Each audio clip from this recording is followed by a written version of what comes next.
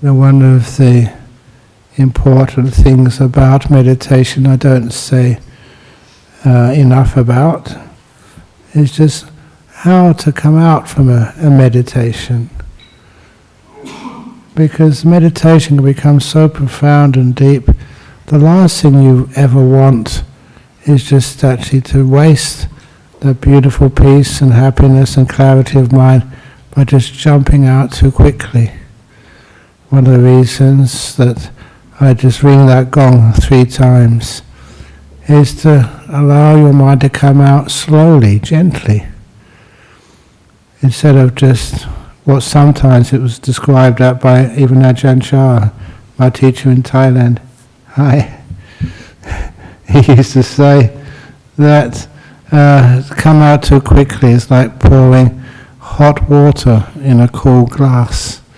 It doesn't feel good at all. And that's sometimes what happens here. If you just bang a gong very loudly, oh, that's really terrible. It's one of the reasons why when we do meditation retreats, we often talk about noble silence. Have you heard that word before, noble silence? You know what it means? It means no bells. It's terrible. It's like going to a school. Sometimes in some meditation retreats when I was young, gong, ding, bang. And there's something kind of wrong with that. Now, surely, we know how to come out of meditation. Don't need to have all these bells everywhere telling you when to get up and when to go to bed. So instead, imagine when we don't have any bells at all. Totally calm and peaceful. I've done that many times, even on meditation retreats. People don't have any big clocks, in front of them. And even if you've got your eyes closed, people always know when they go on a retreat when it's time for lunch. They don't know when it's time for the talk, but they know when it's time for lunch. You don't need to remind anybody about that.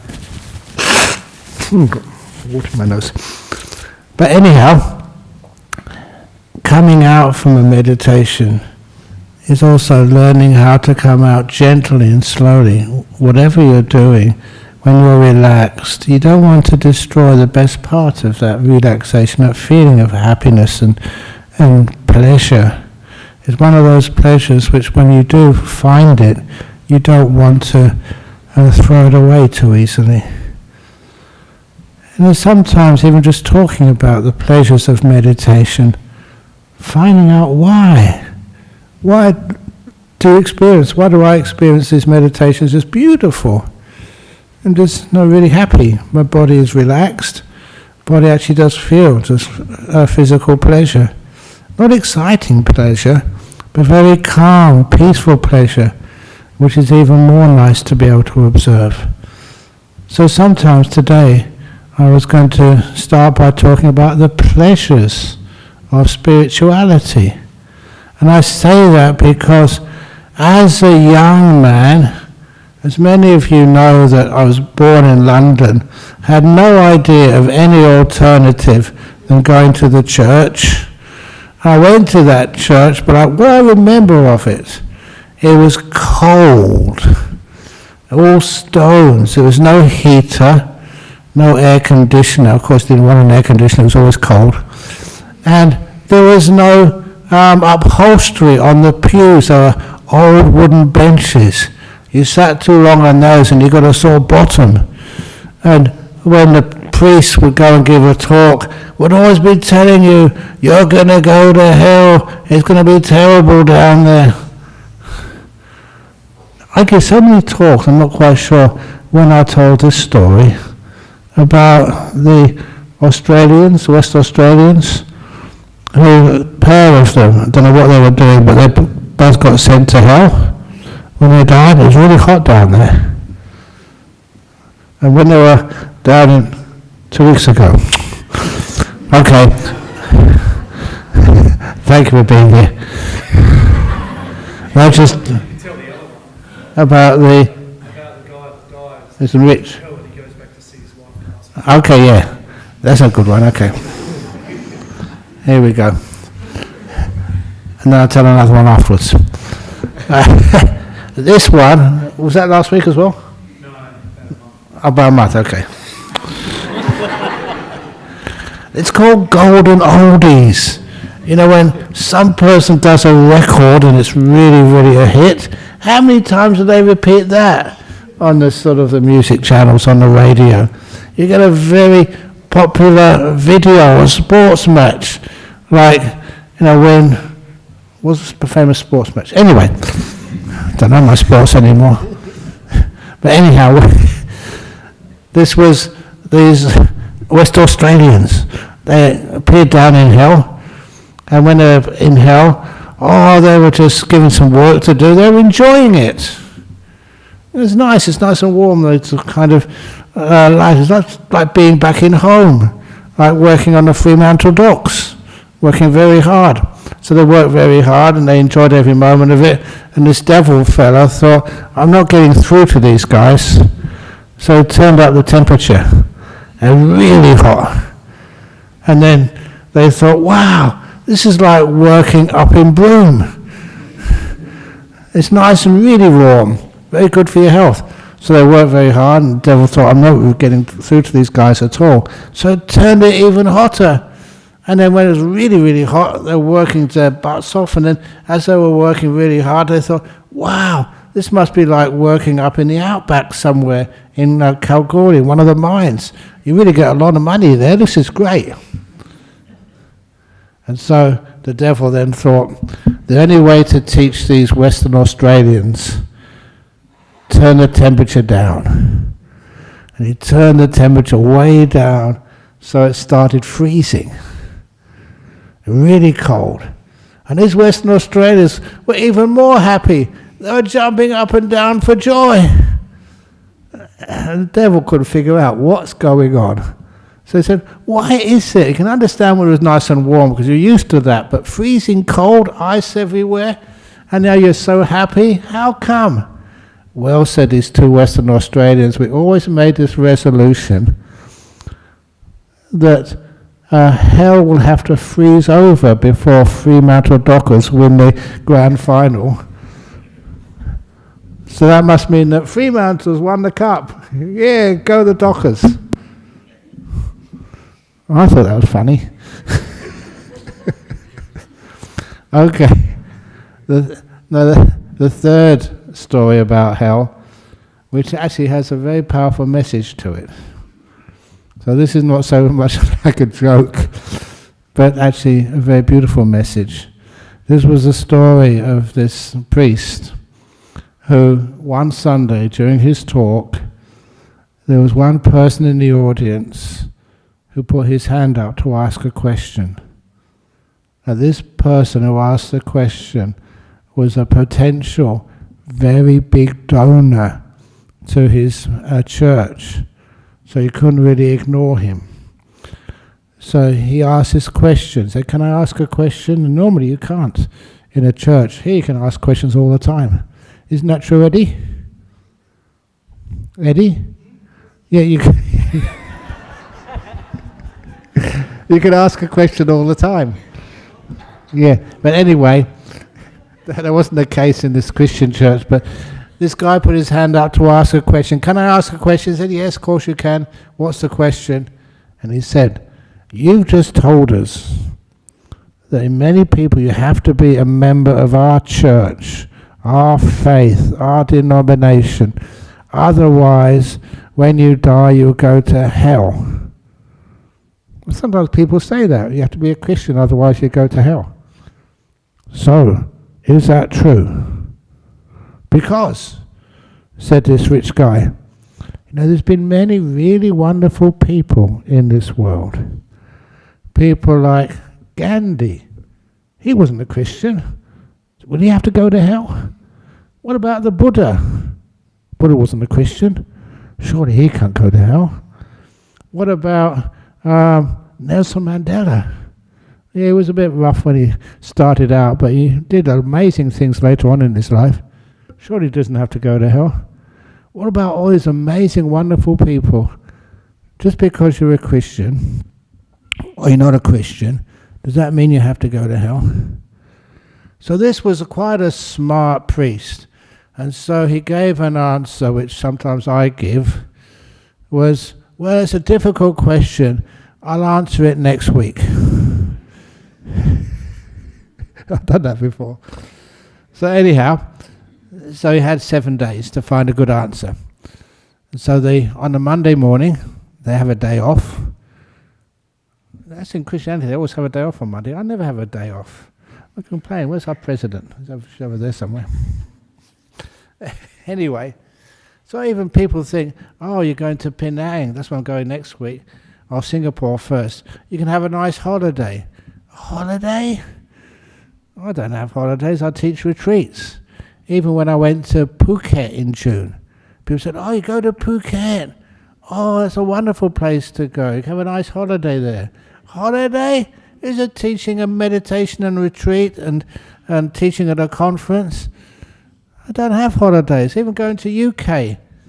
That's where I saw you there last couple of weeks ago. Have you got jet lag? Yeah? Are you jet lagged? No, how come? I was really jet lagged.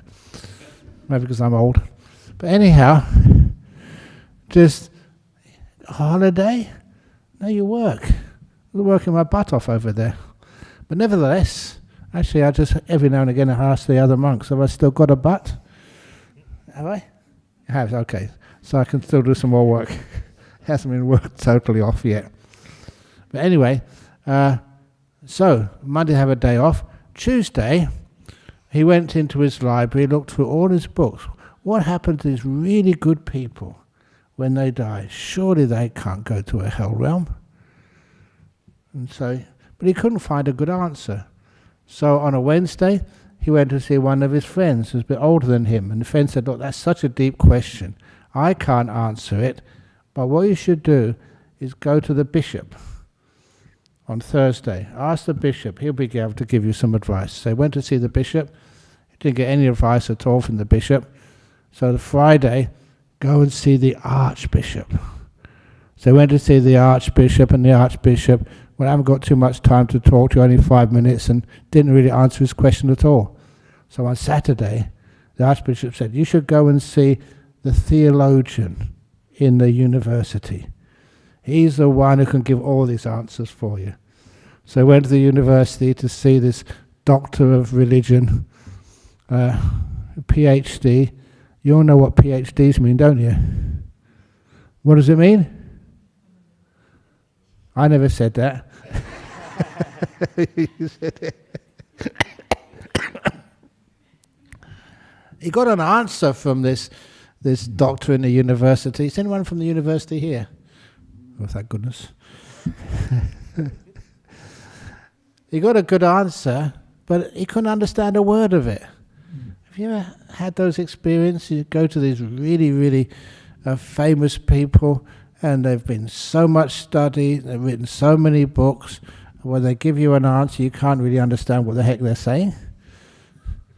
So Saturday, the following day, he'd have to give an answer to this potential donor, and he hadn't got any answer. What happens to all the good people who don't follow that particular religion? What happens to them? So he went into the church early in the morning.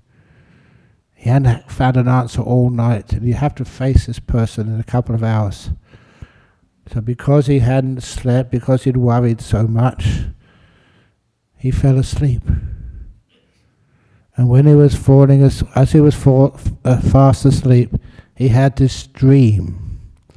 And in the dream, he was at a railway station. And he saw a train waiting, ready to depart.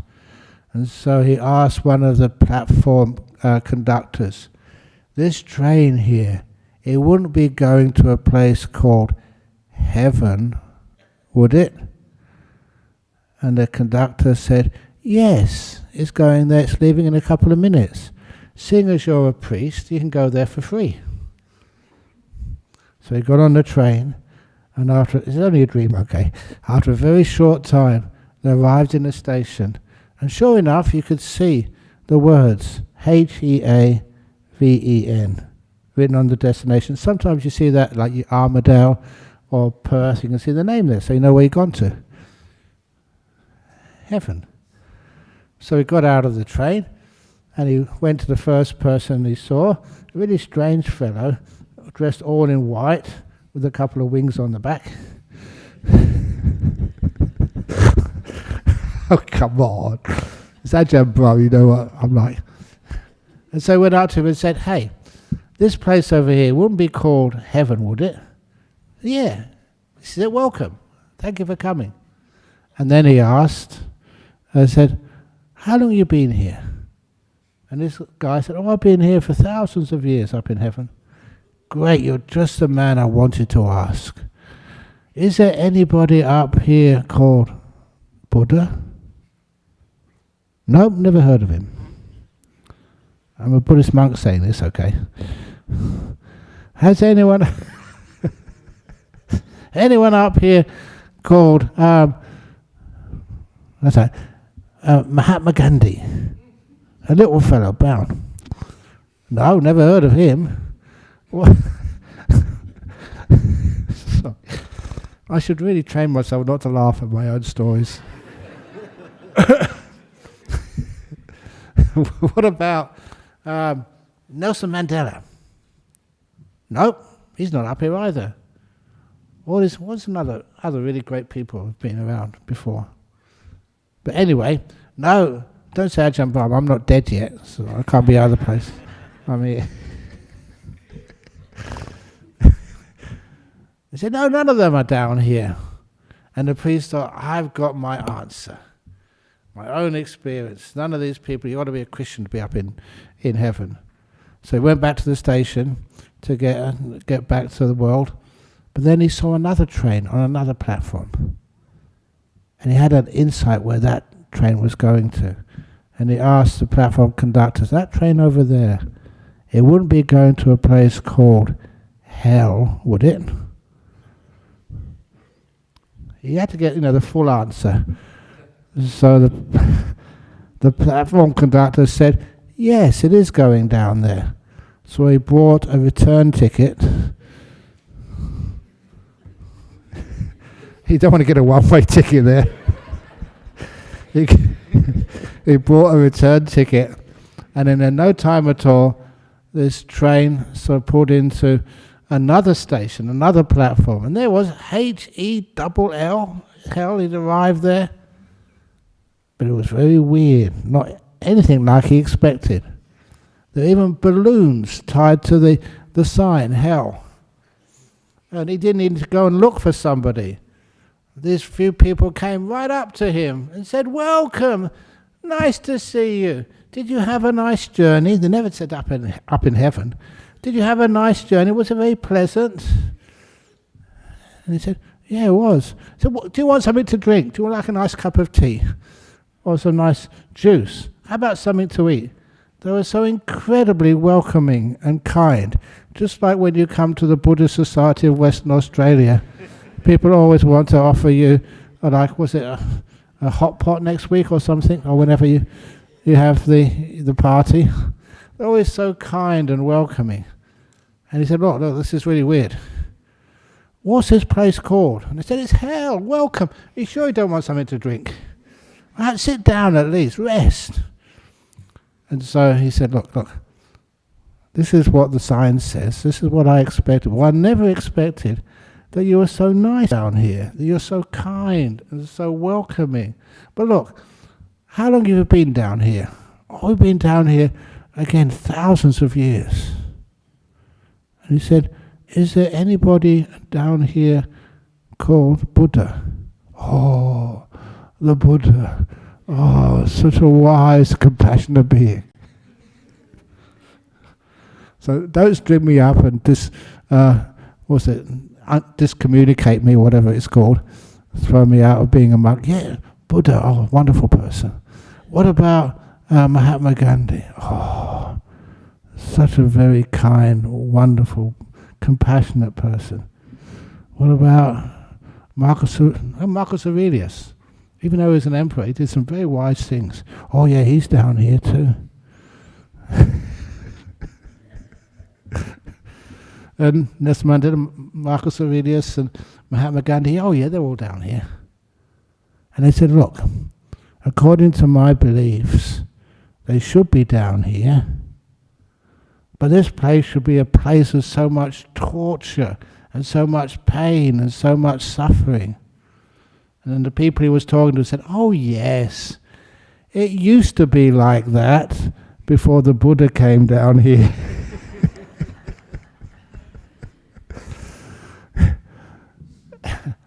And that's the answer. The place does not make the people. The people make the place. That's an important thing to know. A Buddhist monastery down at Serpentine, it's nothing much to do with the location, with the topography, with the trees. It's everything to do with who's living down there, the people. You make the place. The place in the world where you live, Perth. What is Perth? The people make the place. The place doesn't make the people. So that was, I thought, a beautiful answer about heaven and hell, and about just how these aren't places, this is a place which you make. And that's another little by the side. I always do these stories. I do have a kind of plan at the beginning, but I always go off the plan very quickly.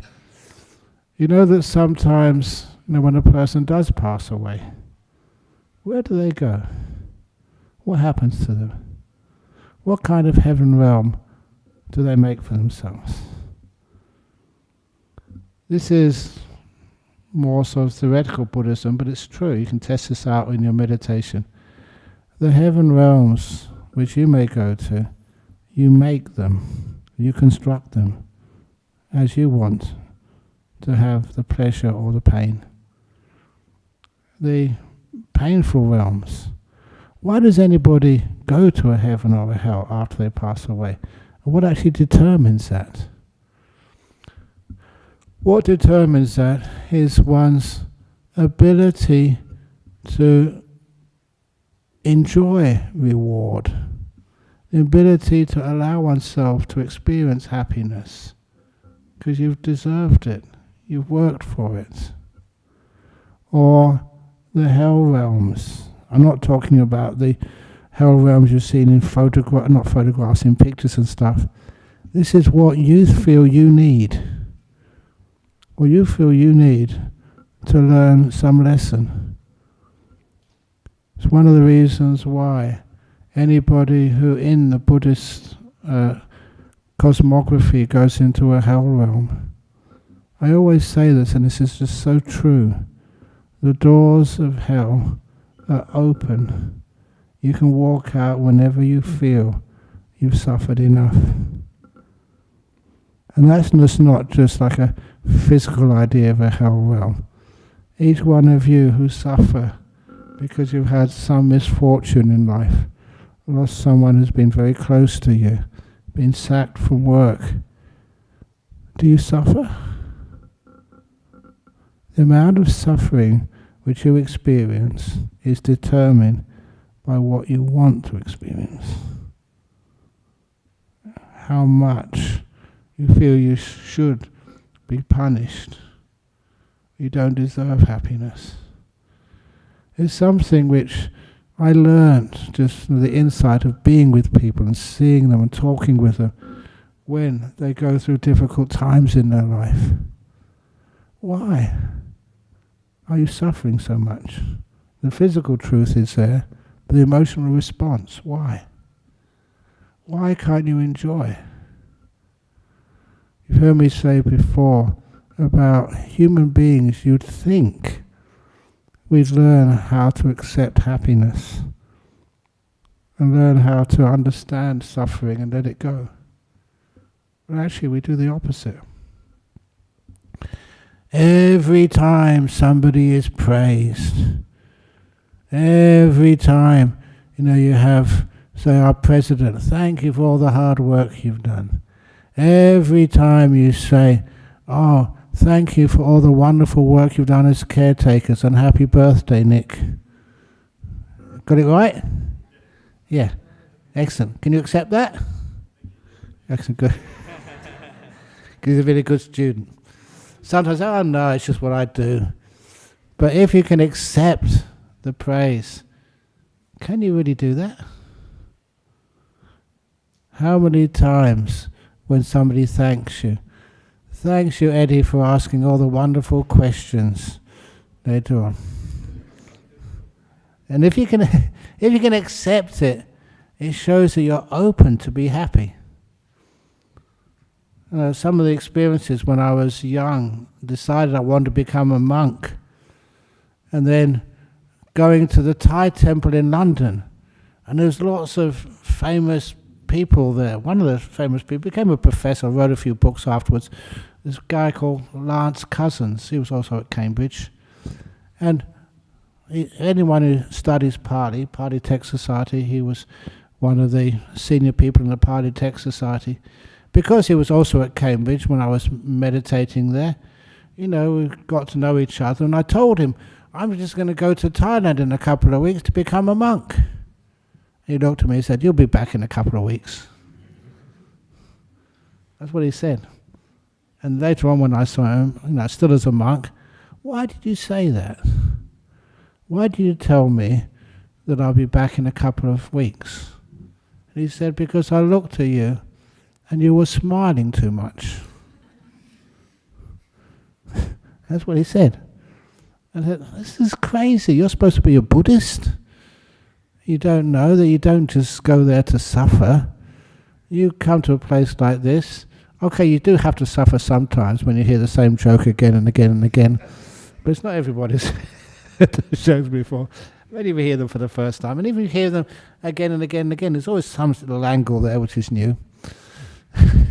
But nevertheless, the idea of going to like a church, a spiritual group, which is happy, where you're allowed to smile, where you're allowed to sit on chairs, where you're allowed to move your butt, if you're sore when you're meditating, when you're allowed to actually to look after your body and be kind to it, where you're allowed to have this noble silence, so you don't have to be told when you have to get up, when you have to go to the toilet, when you have to do this and do that. You have the friendship there to your own body, the kindness. Why can't we accept that? When somebody dies, we can actually say, I loved you so much. It's wonderful having you as my grandma for so many years. I'll never forget you. Thank you so much. You don't get sad. And you've heard me say that story many, many times, but when it's real, it actually happens to you, it makes it much more real, solid. When my father died, thank you for a wonderful concert. It was wonderful being your son for so many years. Only 16, but I value that so much. You're turning what other people think is sadness into something which is meaningful and even joyful and peaceful. It's a special type of joy. Same as relaxation. You relax and your body feels so healthy and so good. It's a joyful thing. And you come here, and if somebody is late, I don't ever tell them off. If somebody just goes to sleep when the meditation starts, thank you. We don't have that strictness and force which is unfriendly to people. I can never forget that time when somebody came in here, the beginning of the meditation period, and just over there in that part of the back over there, they fell fast asleep. And my goodness, did they snore really loud. But then it was a wonderful example, and I said, please, that's what they needed to do. Please let them snore. And I told people why they were snoring. There's a woman who was a victim of quite severe domestic abuse from her partner. And she talked to me beforehand. And she said she came in here because this felt safe for her. She wasn't going to get hurt. She wasn't going to get scolded. She wasn't going to get hit. And of course, when she came and felt the peace of this place, she just felt sleepy. She was catching up on so many hours of sleep deficit. And she fell asleep. And I told the people who woke her up, said, no, go and get her a pillow, let her sleep. She needs that. That's a kindness, which is really important. So she felt she could. A lot of times, instead of controlling, we're friends. If you ever feel very tired, I mentioned that to you, that many times this has happened in my life. Sometimes I'm just meditating, or I get up in the morning, do some meditation, and then I feel so tired. And I'm kind enough to myself. I ask myself, body, do you really want to go and have a sleep? Often it says no, no. But sometimes it says yes. I really need to have a rest. So what I do is I lay down. I've just had a full night's sleep a couple of hours earlier. But I lay down and I know I've got it right, because you hit the pillow and you go to sleep almost immediately. You wake up about half an hour, 45 minutes later, and you're full of energy. It's a weird thing, but I trust my body to give the right answers. And I really feel that's one of the reasons I've been in very good, unusually good health for so many years. Never got any COVID or anything like that. So it's because you're kind to your body. You know it, you understand it, and the body says you should do this. Give it a try.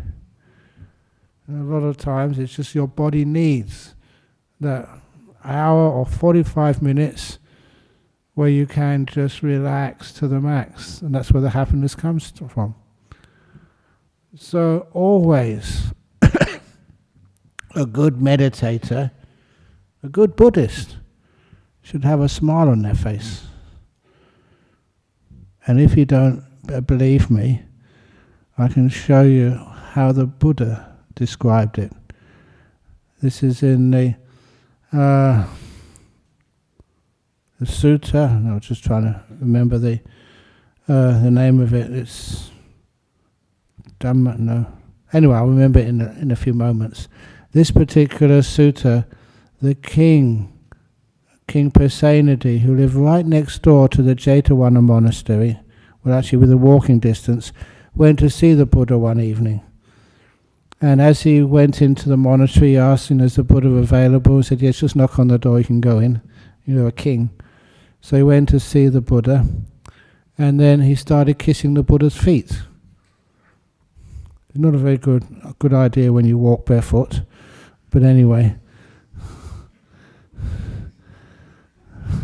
So anyway, then the Buddha said to him, why do you always like coming into this monastery, the Jetavana monastery? And he said, because every time I come into this monastery, all the monks and nuns are always smiling. That's actually what it was like in the time of the Buddha. The monks and nuns smiled a lot. And then the Buddha said, yes, that's what you can expect when the monks and the nuns practice some meditation, and when they start getting insights, your happiness, general happiness level goes up. Which means, I know in Sri Lanka, been there many times, I have a nickname in Sri Lanka on my books. I don't know how to pronounce it in Sinhalese, but it means the smiling white monk. I'm quite proud of that. Because that's not just like a nickname. I have another nickname in Indonesia. You know what my Indonesian nickname is? Ajahn Donut. You know where donut comes from? They call me Ajahn Donut because, number one, I'm round. Number two, I'm sweet. And number three, I'm holy in the middle. I kind of like that one as well. And that lightheartedness, that was instead of getting angry at people for calling me these nicknames, no, it's wonderful to actually to have that kindness, that friendship, and to be able to see people smile and laugh. They're understanding what this path is all about. To get that joy, that peace, that happiness, that's not the goal as much as the path, the way. That's how to live a spiritual life. With the happiness and the friendship, which means you're valuing something, which is really important. What allows you to feel peaceful and happy in some of the most weirdest of situations. Even in hospitals, even when you're sick. If you're sick, does it mean you're not allowed to smile? If you lost your job, does it mean you can't be happy? I don't know why that is. Sometimes people, they're told by their doctors they have to spend a couple of weeks at home. Ask for 3 weeks. Holiday. Freedom. Sometimes people just don't want to go back and suffer some more. Have you suffered enough by going to work? You can actually just go and take a rest. Get some peace. Get really healthy. Take the extra few days. It's one of the things which I was disappointed at. I never got COVID. Lots of other monks did. I'm honest with you, I got jealous. They had, 7 days? Was it 9 days? 14 days? A free retreat. And really, I keep on working. But anyhow, you can see the sort of thing which I mean.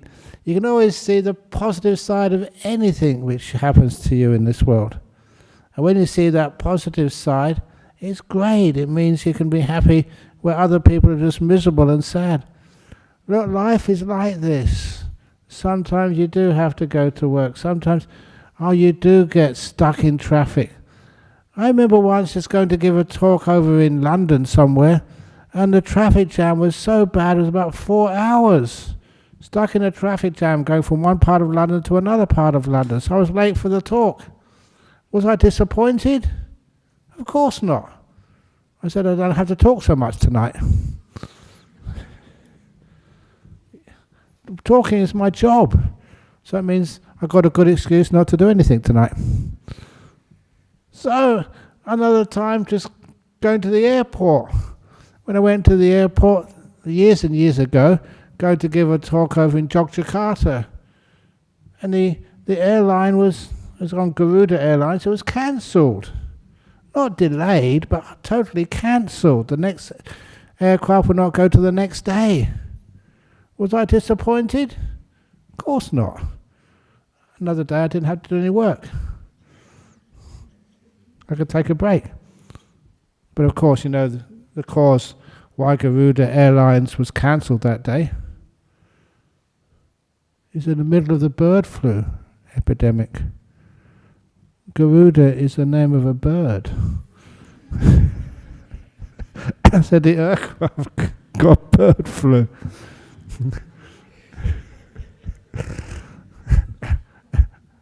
And I managed to email that to the person organising the talk, and they said, thank you, because that was a nice thing to announce to people.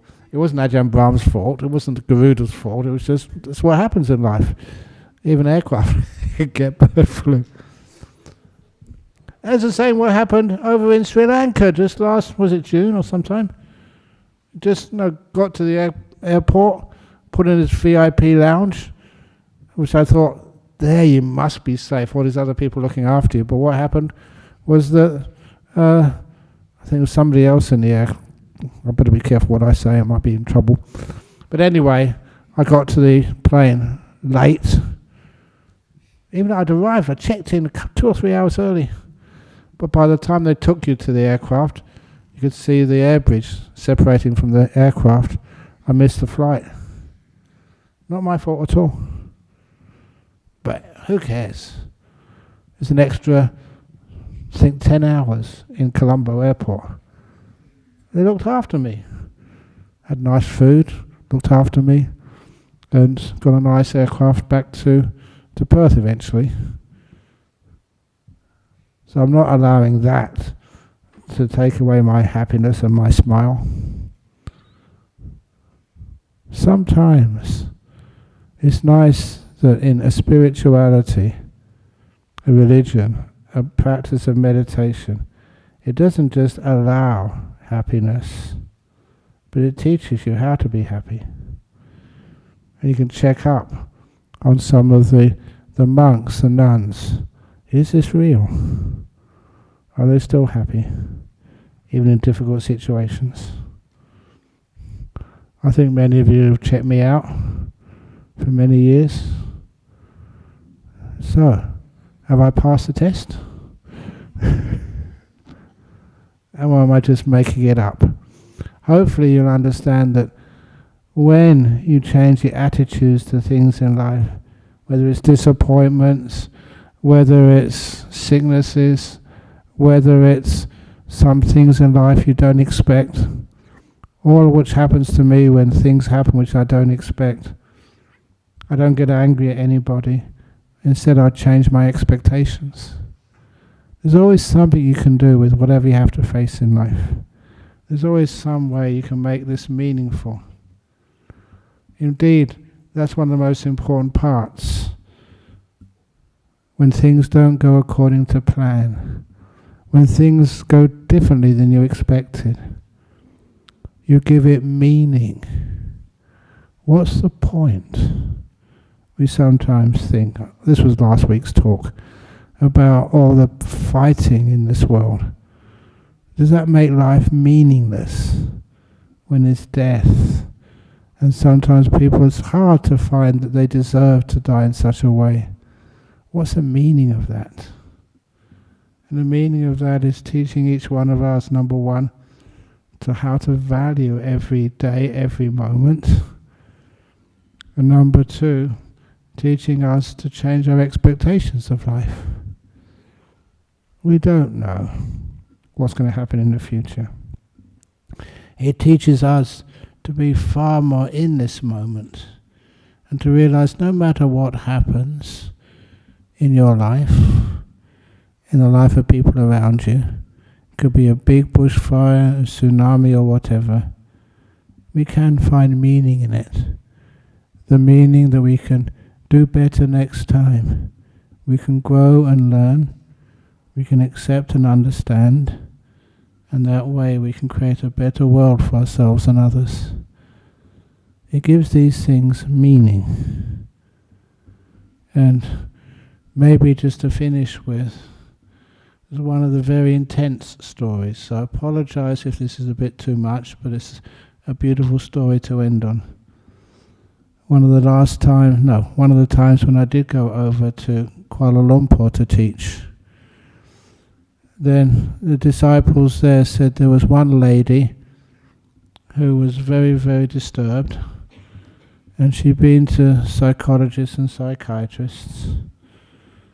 No one was able to fix her or help her at all. And so they asked if I could have a try. And so when I started talking with her, straight away, first of all, I knew that all the conventional wisdom would not work. She'd heard that before. So I just made my mind really peaceful, very empty, with no theories, no expectations. It's sometimes what I say, never allow all your learning, all the things you've been trained to do, never allow any of that to stand in the way of truth. Truth is something which you can feel, you can know in this moment. Not in words, but just through awareness, stillness. So I asked her what happened. She was well trained, not trained, but rehearsed in telling what happened to her. which, please excuse me, it was a very violent and terrible rape which she'd had to experience. And that was the truth of it. And I mentioned this to you, a few people before. My response, because I was so quiet inside, I didn't plan anything. These words just came out by themselves. And they shocked me. What I said to her, I said, "You're so fortunate to have been raped like that." Now you're shocked at what I just said. At least I hope you are. Because I was even more shocked. That came out of my own mouth. Totally unpremeditated. She was also stunned. And I soon saw why I'd said that. Where it had come from. I said that you are an extremely strong person. Very resourceful, very wise. You'll be able to find a way out of that very dark hole you've been thrust unfairly into. But, unlike others, you are going to find your way out of that. And the meaning, the why does this happen to me? Why do people do these things? The meaning you can give to that experience, which takes away a lot of the suffering. The meaning is that once you have found your way out from that very dark hole, which I just cannot understand. I'm a male, I've never been raped in this life. But the meaning which you're going to learn from that is that once you know your way out, you'll be able to do something which I will never be able to do. You'll be able to talk to someone who's also been violently abused and say, "I know the way out." And you know that, and it's real. You know the way out. You've found your way out. And once you've found your way out, you'll be able to hold the hand of somebody else who's experienced something similar. And you'll be able to be the one who saves them. The one who can take them out from that depth, into the light. Take them out from real big suffering into understanding. The amount of service you can do is immense. That's the meaning. She was happy with that. No one had the guts, the nerve to say such things. But she got it. I must admit, I lost touch with her many years ago. But hopefully, as she started on that path, hopefully she took it to its end. To be able to be someone who would be a counsellor, not learn those skills from university, but learn those skills from her own experience. When she knew how to get out of that terrible, terrible, terrible feeling, she could help other people get out too. When you give meaning to things, give meaning to tragedies which sometimes it's hard to explain. Why me? Why does this happen? Why do people do such stuff? When you can give it meaning, then you have the reason. And what you can do with it. And you can almost take anything in life. Once you have a meaning to it, you can find a purpose. Something which gives it some value, rather than just suffering for no reason at all. And that's where your happiness starts to grow. I've seen many people like that, little heroes, and how they use some of these terrible things which happen to them in life, and they afterwards, you say to them, like the lady who was sitting over there a few years ago, and when she was describing what happened to her, and somebody said, "That's terrible what happened to you." And she scolded them. "You've got no right to say that was terrible. That experience changed my whole life." we grew so much from it. Learned so much. Became such a much better, helpful, useful person in the world. So whatever ever happens to you in this world, don't think, why me? Find a meaning for it. Once you've found a meaning, you can be such a beautiful, helpful, great person in this world to serve others. Okay. So anyway, that's my little talk to you about bringing joy and meaning into all aspects of this spiritual life. Hope that was useful. Okay, so question time.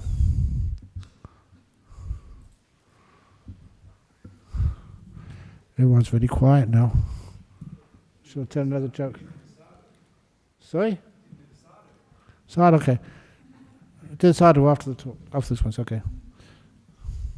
Excellent. Okay. Any talks from the floor first of all? Ajahn Brahm.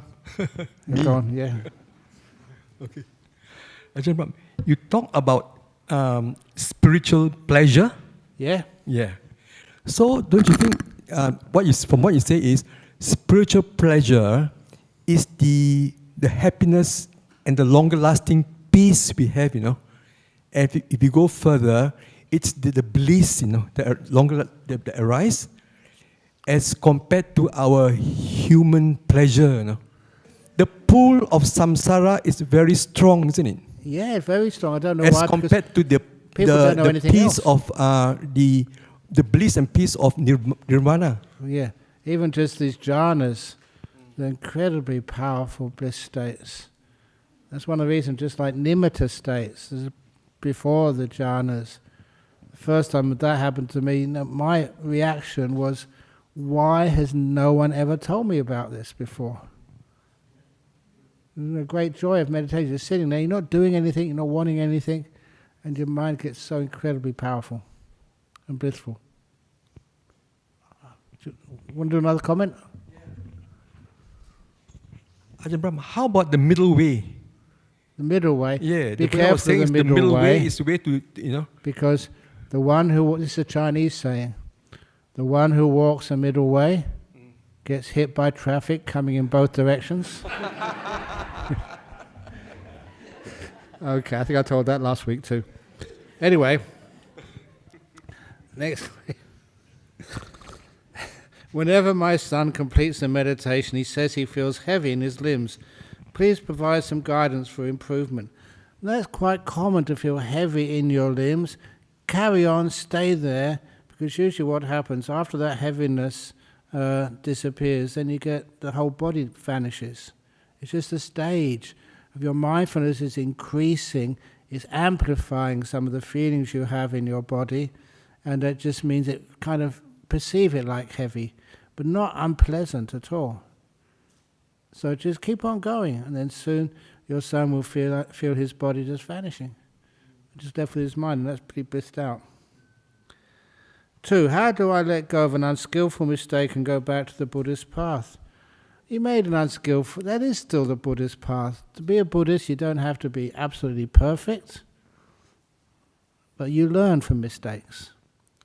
Like a good example, I went to tell this story. I told it actually at the dana we went to this morning in Thai. They understood it. They said, this, oops, where am I going? Oh my goodness. Can you try and find it back again? I made a terrible mistake. I think I deleted all the questions. But nevertheless, about this guy, he went to an office party, Christmas time. And so he went to the office party, he drank a bit too much alcohol, but he thought, what's the chance of getting caught by the police? It's pretty safe. So he was driving home and he got caught in a police box. They're checking all the cars going past. So he knew he was over the limit. He knew he was done for. He'd lose his license for sure. So he just resigned to the fact that he was in trouble. But when it got to his turn, they asked him to get out of the car, not sitting in the car, had to get out of the car to blow into the tube. And just before he blew into the tube, there was the sound of a car crash.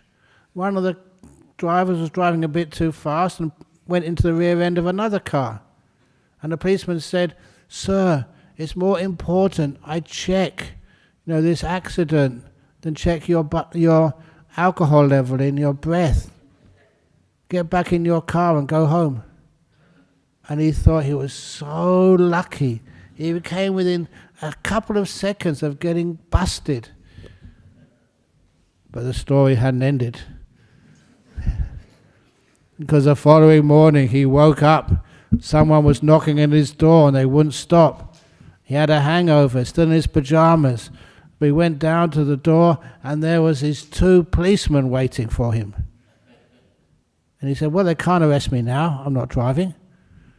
So the 2 policemen said, "Sir, would you mind if we went into your garage and have a look at your garage?"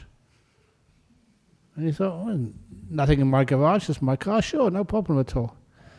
So he went to the garage, he opened up the garage door, and that's when he almost had a heart attack. Because in his garage, his car wasn't there, there was a police car in there.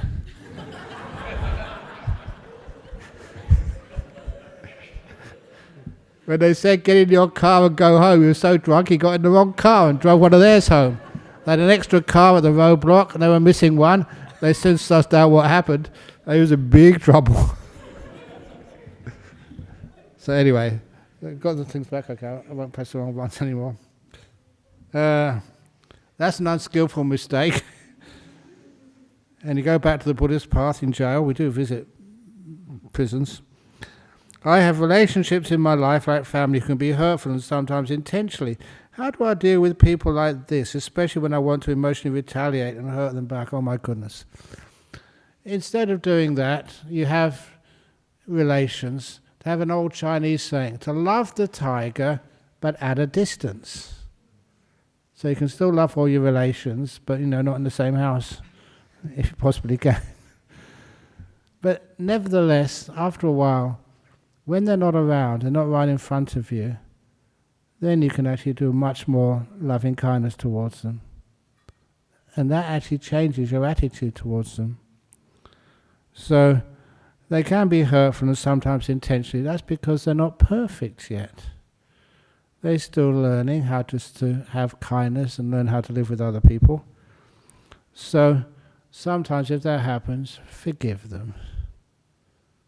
Just let it go, forgive, and then wanting to emotionally retaliate and hurt them back, that just makes life worse. That's how things like Israel and Gaza Strip start. What happens in Ukraine? These are family. People from all parts of the world, I think, are like family. You don't want to hurt them. You don't want to retaliate. So I try and be an example of kindness and smiling. And then people just realize that what they've done was a stupid thing to do anyway. What should I do when my lifestyle no longer resonates with friends? The reaction is one of aggression, incomprehension. Should I attempt to explain, live an example, or distance myself? My lifestyle did not resonate with my family when I started to become a monk. Even my mother, she was surprised at me. She said, "Son, I always ask," I had really long hair when I was young, "I always ask you to get your hair cut." I said, "Well, Mum, I did that." She said, "That's not what I meant," said my mother. And my lifestyle, I had a very good degree from Cambridge. And a lot of my friends and family said, "You're wasting your education." I didn't think like that. My lifestyle didn't resonate with my friends. It certainly never resonated with my brother. He was a banker, and I was a monk. He did actually confess that he never told the people employing him what his brother did. As a monk with no money at all, that would be bad for his career. But after a while, he was really proud of me. Incomprehension, yes, but a lot of time people want to learn more about the world, understand more. It doesn't matter how wise and how educated you are, we always should be open to learning more. So you find something which is incomprehensible, then you expand your mind to be able to include what you couldn't put in before. Should I attempt to explain, live an example, or distance myself? All three. In other words, choose different options for different times. But in the end, if it's with your friends and relations, you should never be aggressive, because after a while, they get the message. You're a nice, kind person.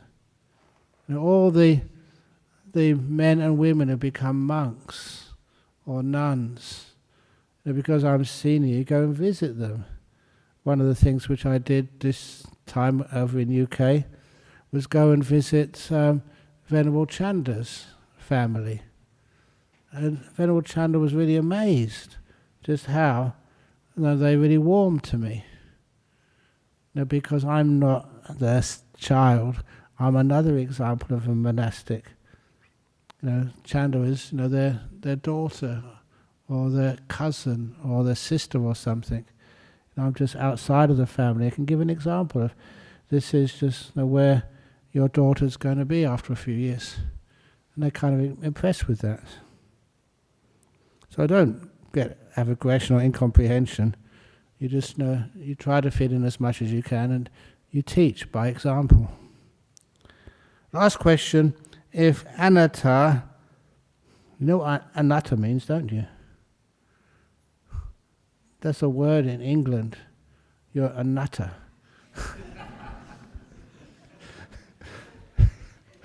That means there's something wrong in the head. No, that's not what it really means. Anatta means no permanent essence inside. If anatta teaches us about non-self and that everything we perceive ourselves to be will vanish, how to keep inspiration to do good and not to fall into nihilism? Nihilism when there's nothing there at all. We understand that which we take to be a self is a process. It's not just not existing. There's something there. It's a process, and the kindness gives you so much it comes natural. When you're not concerned about yourself, who are you going to be concerned about? All other beings. And you have so much more energy to help, to serve, look after others. And of course, when you realize there's no one inside, you've got so much room for other people. Okay, once again I've talked too much. So, we do the three sadhus? Sadhu, sadhu, sadhu.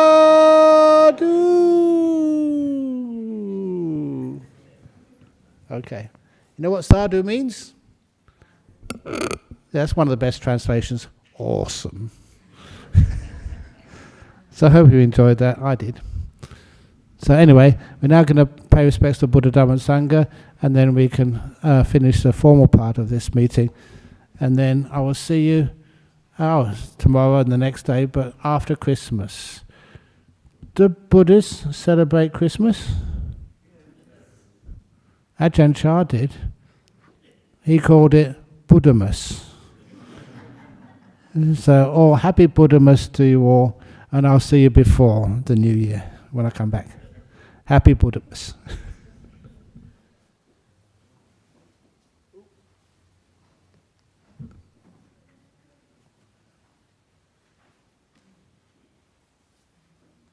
Arahang Sama Sambuddho Bhagava Buddhang Bhagavantang Abhivademi Suakato Bhagavata Dhammo Dhammang Namasami Supatipano Bhagavato Sawaka Sangho Sanghang Namami.